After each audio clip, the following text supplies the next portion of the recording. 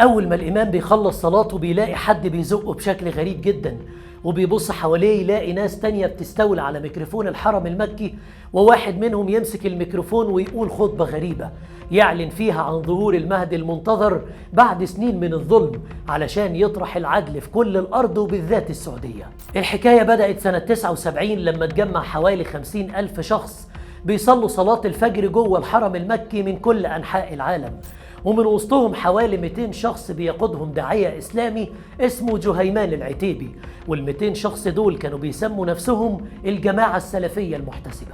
بيؤمر جهيمان رجالته إنهم يقفلوا كل أبواب الحرم ويقفوا كمان على كل المآذن علشان يستعدوا بالقناصة لأي حد يعترض عليهم أو يقاومهم، وكل ده كان بيحصل وسط أصوات رجالته اللي ماليين المكان وعمالين يهللوا ويكبروا احتفالا بحصار مكة.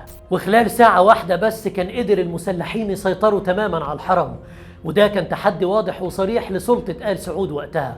والغريب انهم برروا تصرفهم الغريب ده بانه انتصار للقيم الدينية والاجتماعية اللي انهارت في المملكة العربية السعودية، خصوصا ان فلوس البترول لما زاد معاها الفساد. جهيمان العتيبي كان واحد من الحرس الوطني السعودي واتدرب بشكل كويس جدا، ومع ذلك ما ظهرتش شطارته دي إلا في اليوم اللي قدر فيه يستولى على الحرم المكي ب200 واحد مسلح وسط 50,000 بني آدم بيصلوا. السعودية وقتها كانت محتارة ومش عارفة تتصرف ازاي، لدرجة ان الحرم فضل متحاصر لمدة أسبوع تقريبا، لحد ما نزلت قوات أمن المملكة ودخلت في حرب حقيقية مع المسلحين اللي هربوا كلهم في قوة تحت الأرض جوه الحرم ومحدش عرف يطولهم. وساعتها الحيرة زادت لأن الموضوع خرج عن السيطرة وكان لازم هيبة الدولة ترجع تاني، فقررت السعودية تلجأ لفرنسا علشان تساعدها في القبض على المجرمين. وفعلا بتتدخل فرنسا وتبعت للسعودية 3 من أكفأ ضباطها في وحدة مكافحة الإرهاب، ويدربوا القوات السعودية على استخدام الغاز المركز، ويحط لهم بعد كده الخطة المظبوطة علشان يسيطروا على المسلحين ويخلوهم يخرجوا من تحت الأرض. وتنجح الخطة ويتملي الحرم كله بالغاز من كل الجهات لحد ما يتخنق المجرمين ويستسلموا واحد ورا التاني، وساعتها بيتقدموا للمحاكمة وأولهم جهيمان العتيبي نفسه، ويتحكم على 63 واحد منهم في الساحات العامة قدام كل الناس في كل مدن المملكة.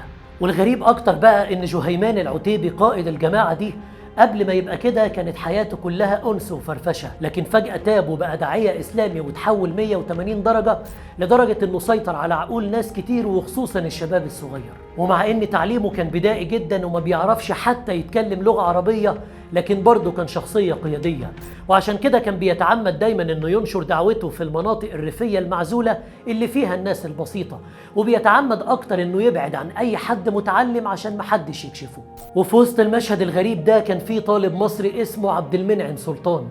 بيقول عبد المنعم إن اليوم ده كان مليان بأجانب كتير جدا جوه الحرم، لكن ما كانوش فاهمين أي كلمة من اللي بتتقال ومش مستوعبين اللي بيحصل وخايفين، خصوصا إنهم عارفين كويس جدا إنهم موجودين في أأمن مكان في العالم. ومن وقتها ويتغير شكل تأمين الحرم تماما ويتحول تقريبا لثكنة عسكرية محدش يقدر يقرب منها. لكن القصة دي بتعلمنا حاجات كتير جدا، من أهمها إنك ما تسلمش دماغك أبدا لأي حد، وخصوصا لو بيتكلم باسم الدين، لأنك ممكن تكتشف بعد كده إنه كان نصاب كبير بس أنت اللي ما كنتش واخد بالك ومش فاضي تراجع وراه.